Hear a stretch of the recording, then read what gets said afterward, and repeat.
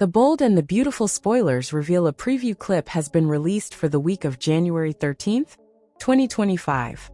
It shows Lee Finnegan Naomi Matsuda exploding at Penelope Poppy Nozawa Romi Park. Jack Finnegan Ted King is Luna Nozawa's Lisa Yamada real bio dad. Steffi Forrester Finnegan Jacqueline McInnes would asks to come back to work. B&B spoilers for the week of January 13th reveal that the preview clip shows Steffi having a meeting with Carter Walton Lawrence St. Victor, Brooke Logan Catherine Kelly Lang and Hope. Steffi asks to come back to work at Forrester Creations. It's not clear what Brooke is thinking. Carter seems to be processing the information, but Hope is immediately suspicious. Hope asks what caused Steffi's change of heart. Steffi doesn't answer the question. Instead, Steffi just says Carter and Hope said she could come back at any time. Hope replies that she wants to know what Steffi is really up to. Of course, if they say no, then it sounds like the new leaders of Forrester Creations don't keep their word. That won't sit well with others, so Carter and Hope might have to agree. The bold and the beautiful spoilers for the week of January 13th reveal that at the hospital Poppy sobs. Lee is standing across from Poppy wearing her doctor's coat. Lee explodes at Poppy as she makes a revelation. It turns out that Jack is Luna's real dad. Poppy doesn't say anything and just stands there sobbing. So when will Luna and Jack learn the shocking truth? Next week, Luna shares more scenes with Bill Spencer Don Diamant. Luna puts on her most innocent face as she admires Bill's generosity. Luna tells Bill that is one of the many reasons why she really wanted him to be her dad. So when the truth comes out that Jack is really Luna's father, how will she react? Will Luna want to get to know him, or kill him like she did her other potential father? Which storyline are you looking forward to seeing the most during the week of January 13th, 2025? What are your predictions for Bill, Luna, Jack, Lee, and Poppy? What does the future hold for Brooke, Steffi, Carter, Hope, and the other characters? The bold and the beautiful B&B spoilers tease that newbie Daphne Muriel Hilaire could unleash a bomb on lusty Carter Walton Lawrence St. Victor. She is a plant at FC, and she plans to entice him into a secret fling, even though he is involved with Hope Spencer Annika Noel. Was Hope wrong to get involved with Carter, and along with him take over FC? We are about to find out courtesy of Daphne. Carter might find himself falling for Daphne, just as Hope informs him that she's pregnant. Ay caramba! How would Carter react to such news? He doesn't have kids, and normally would be overjoyed, we would think, to be a dad. But if he's cheating on Hope as we predict he will, this changes everything. Carter could get thrown into a cycle of guilt in which he tries to cut Daphne loose, but we know she will never stand for that. Not only will Daphne hang on tight to Carter, we predict that she could inform him that she's pregnant. Whether she is or not, Daphne is on a mission, and we see her doing anything and everything to get what she wants. Whatever happens to Carter, it will affect two families, the Logans and the Forresters. If he sides with Hope, it means he will side with a powerful family who has an in at FC. But if he does this and Daphne is pregnant, he will face a difficult situation in which he may not have custody of his child. And if he chooses Daphne, he would be cutting off a lot of bridges in town, which the Logans represent. We can see that either choice that Carter makes will spell doom in another area of his life. The bold and the beautiful spoilers. What happens next on the LA-based Sudzer? Tell us, B&B fans. Do you think that Carter deserves a comeuppance for how he has treated the Forrester family? Or if kids are involved, does it mean that anything goes for Carter? Has your week been bold and beautiful? Did you realize once again how much your beloved stinks? Did you come up with a retaliatory plan that made no sense? Did you get high on the fragrance from a bottle that was over 30 years old? These and more situations faced the Forrester Logan Spencer Walton Nozawa clan this week. Father and daughter are both cooking with gas on the bold and the beautiful follow your nose scoopers. It always knows. Yep, welcome to my first column of 2025. A year B&B is kicking off by repackaging some aromas and trying out others that don't pass the smell test. Steffi thinks sicking Perfumia Daphne on Carter is the key to airing out Forrester Creations, while Papa Ridge is stinking up any room Brooke is in. Only La Logan, of all people, comes out smelling like a rose. Let's scoop about it. Would you get a whiff of that? I'm rather at a loss to express exactly how I feel about Bill harboring prison refugee Luna in his house. Didn't Bill start his 2023 by busting Sheila out of the joint and letting her crash there? Of course, Bill was romancing Sheila to frame her. There's no indication that Dalla is warming up to Luna in that way. Though now that Bill and Poppy are by, the field would be clear for a little May Decembering. What bothers me more is the implication lately that, like Luna, Bill had such an unstable childhood thanks to a negligent mother that he, like Luna, did some very unsavory things. Granted, we didn't come into Bill's life already in progress until 2009, and we don't even know who Bill's mother is. We only know it was a woman other than Caroline and Karen's mom, who was said from the show's earliest days to have been named Marion. So, sure, Bill could have been brought up under any number of circumstances, over and above Bill Sr. not being around. Yet I highly doubt Bill put two people in the ground with poison, so he could claim a rich dude as his father, which is exactly what Luna did. Bill's rationale that he could have easily been in your shoes is just bizarre, at least without some true exploration of his own childhood. I'd love to see that. Under the house rule that no one could know, Luna was running around Bill's mansion, donning a very fashionable ankle monitor. Bill shooed Luna away when Will showed up to introduce his pop to his boo, Electra. Weren't we in the same soap day that Remy nearly threw Electra off a roof? That's Mr. Sensitivity, our Will. Hey babe, now that your stalker's gone, let's go hang with my dad. Speaking of Remy, all I can think of is the Wizard of Oz. People come and go so quickly here. I don't even know what the point was of having him on. We knew Remy's story from his very first seconds, and after the very slightest of build-ups, the show had Electra learn Remy's true motives, due to a fully contrived reason. Oh, the Il Giardino bathroom is out of order here. Use the one in Remy's apartment. For real, Deacon. Then Remy's deep fakery got blown up. There was a confrontation with Electra. Then Will and Remy pays the price by getting arrested. Off screen. Now, not 24 hours in soap time after such a harrowing experience, we've got Electra in the orbit of yet another psychopath. Luna. It can't be an accident that Luna was in hiding and taking in the entire saga of Remy, as told in 4K-like detail by Electra. I can see Bill wanting to hear how his son saved a girl from a nut job, but it seemed harsh to make Electra relive the whole thing so soon after it happened. Luna looked to be grooving on it all too, but she nearly gave herself away by bumping into a planter. Bill shrugged it off and gave Luna a scolding once Will and Electra finally flew into non-psychotic airspace. No one was to learn that Luna was there, which of course is code for someone's gonna find out real soon. Bill reminded Luna that he wasn't into kissing her. He just wanted to help her get her head on straight. ID thought that Luna was going to wear down Bill's resistance with more skin-tight motorcycle outfits. But maybe Luna is about to use her Nozawa power on Will instead. With Wacko 2 on the horizon, Electra might want to enroll in the Witness Protection Program. Ridge has been a right ass for months now, but he must have made a New Year's resolution to up his assness, because he completely rejected Brooke's admission that she only became CEO under Carter in an attempt to position Carter into restoring ownership of Forrester to the Forresters. I guess it's consistent that Ridge has been an arrogant jerkwad the nearly 38-year run of this soap. It's just that he's outdoing himself. No, it wasn't good enough that Brooke had stepped in as secret CEO. Ridge still viewed the move as a betrayal, because Brooke didn't use her high-im CEO again presser to talk smack about Hope and Carter. I can almost understand that, but maybe if Ridge had looked at his phone before the live stream and seen that Brooke wanted to talk to him, he might indeed have gotten the heads up Brooke had intended to deliver. This is a fact Ridge missed, because he whined that Brooke hadn't come to him first.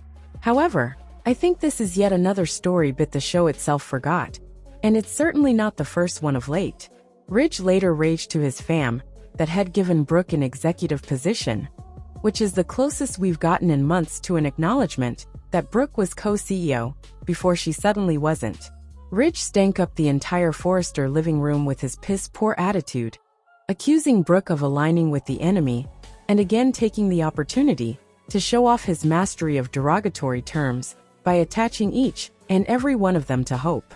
But then a development occurred that actually surprised me, and in a good way. Brooke's resolve to get through to Ridge faded. Something clicked. Brooke had had enough. Brooke informed Ridge that his rampant name-calling wasn't just beneath him, it was wrong. Finally. But then Brooke took the sentiment one step further and determined that Ridge turning to Taylor at breakneck speed was also both of those things. I grumbled recently about B&B characters never growing, but Brooke sure exhibited some evolution by calling Ridge out. Whenever they had problems, Brooke fumed. Ridge always took up with Taylor to get his ego stroked. And not just his ego, Brooke. She decided she didn't want a man who also had a thing for his ex.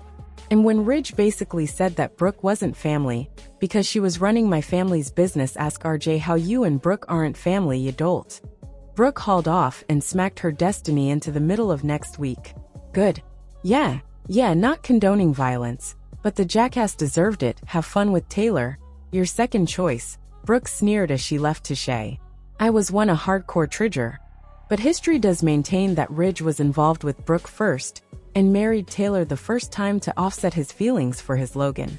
When said second choice, who never works, arrived at the Forrester mansion, Brooke gave Taylor a good hard shove. Hard to believe Brayler was BFFs 2 years ago. I know that many of you hate Brooke, but I was glad to see her go off on Ridge. It certainly happened before, but not for many a moon. And how much more of Ridge's crap was Brooke supposed to take? As for Taylor, she swooned to Steffi about what she and her father had. But Taylor has been down this road with Ridge so many times, before you can find it on Google Maps. Have some self-respect, woman. Steffi, Ridge, and Eric all met to share some faux outrage about Brooke having pushed Taylor. They'll concede that there was some merit in Ridge's concern about Brooke possibly exacerbating Taylor's heart condition. But it's not as if Brooke locked Taylor in a tower. Bill did that to Katie, who had an actual heart transplant. But you never hear that coming up whenever characters try to reship Beatty. There was also too much ado about the shove and Brooke's manicured hand making contact with Ridge's face, as Brooke lamented about it to Hope, then Katie. If Stephanie had gone on that much about her bevy of bitch slaps in the 90s, aughts, and 10s, there would never have been time on the show for anything else. Brooke slapped Ridge. Big deal. And she and Taylor have had worse scraps. Move on. Steffi announced to Eric and Ridge that she had come up with a creative plan to wrest Forrester back from Carter. But Eric poo-pooed any such cloak and dagger. Oh really? He was all for that category of tactics when he helped create the Ugly Dare line to undermine Bill's takeover in 2009. Now Eric wants to sit on his butt and avoid any direct action. Maybe he's retired after all. Over at Forrester, Carter and Hope met with some chick Fanny, who had come in to present a potential perfume that could go with the design house's collections. And Hope acted like Carter was quite the revolutionary.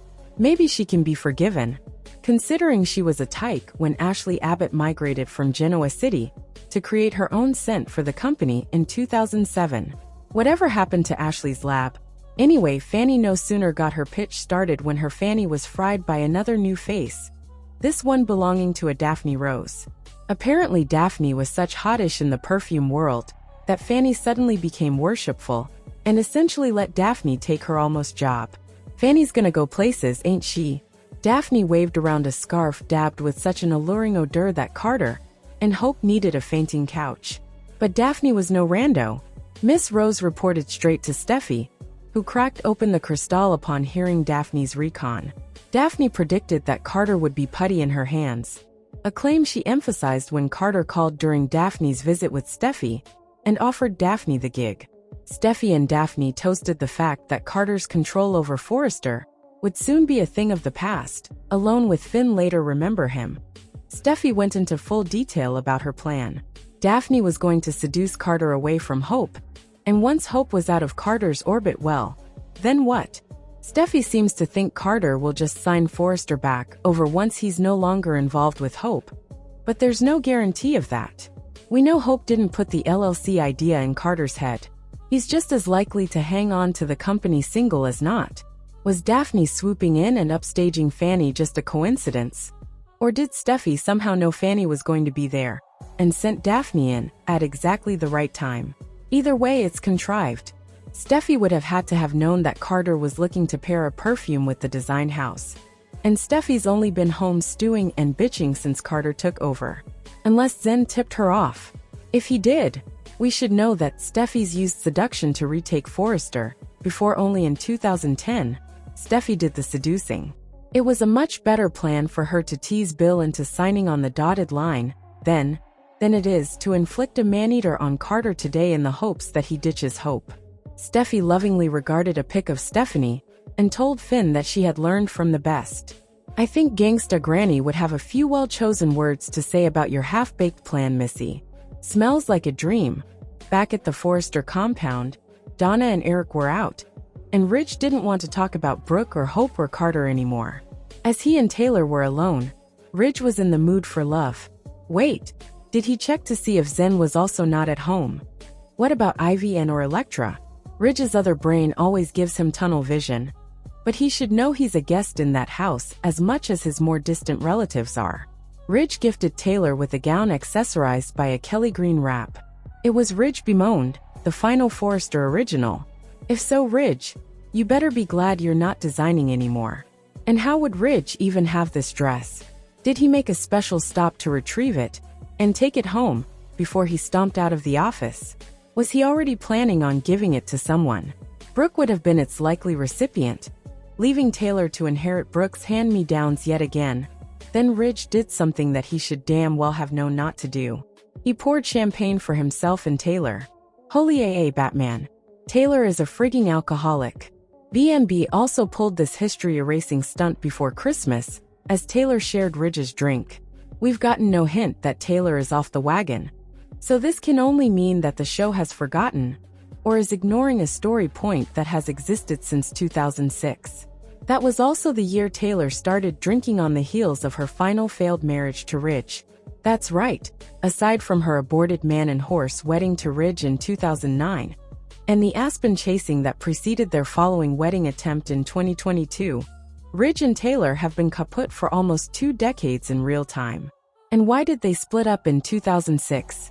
I'll tell you, Ridge had found out that, during their first marriage, Taylor had de-virginized her friend/mentor James Warwick as a dying wish, and kept it secret for years and years and years. Ridge also took off because he labeled Taylor's constant judgment of Brooke's sex life hypocritical. Only now, Ridge was ready to get his life with Taylor back owing to Taylor's honesty and integrity. Is your head spinning? My head is spinning. Over a romantic dinner and some slow dancing, Ridge even decided that he and Taylor should get her old beach house back. Gonna kick RJ out, Ridge. Some father. You don't even remember your son lives there and move in together. Taylor should have been at full-on red alert upon hearing that.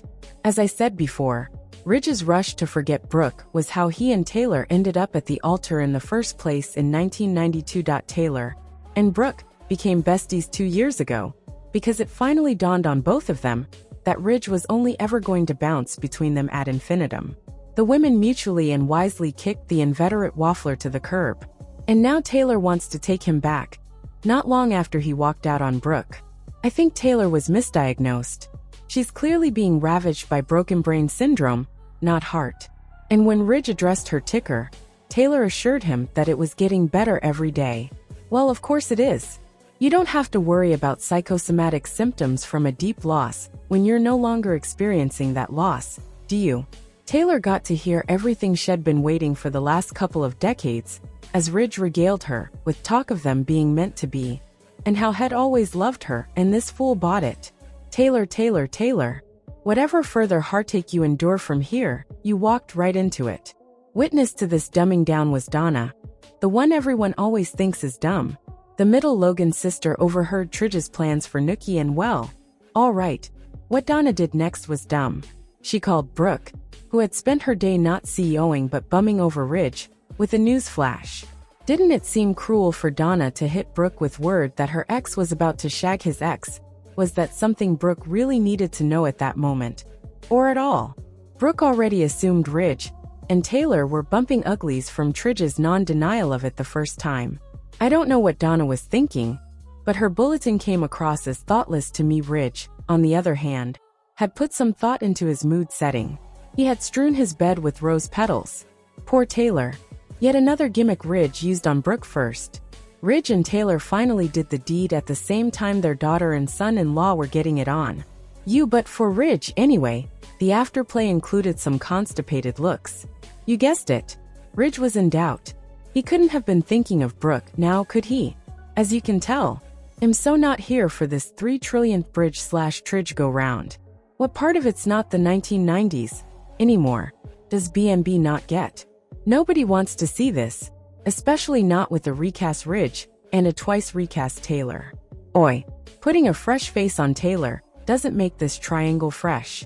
If anything, it feels like Taylor was brought back just to be demeaned. And did I mention Ridge is an ass? He's an ass. First column of 2025 in the books. Scoopers. What do you think of the new year in B&B so far? Does it seem to you that Luna is going to go after Will? Is it too soon to put Elektra in any story, let alone one involving another whack job? Is there merit in Steffi's plot to regain control of Forrester by splitting up Carter and Hope? Was Brooke right to try and slap some sense into Ridge? And should Taylor know better than to believe any sweet talk that comes out of Ridge's mouth? Comment below. You know my opinions. Now I want to know yours. If this news somehow hasn't reached you by now, CBS is launching a brand new soap, the first since Passions premiered in 1999, on February 24th, called Beyond the Gates.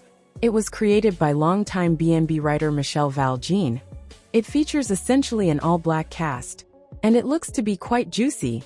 If what we're learning about its fictional residents is any harbinger, we've been writing up primer articles about this coming sudsor. So check out our growing Beyond the Gates section. I myself have done a dossier on Valjean, and the characters not necessarily tied to the core families, with more to come. As for B&B, this was kind of a meh week, but it'll be interesting to see if Brooke stands her ground in terms of Ridge, and it seems that Luna's paternity may not be the settled matter we thought it was. So as always, keep watching, be alert, and most of all, be bold.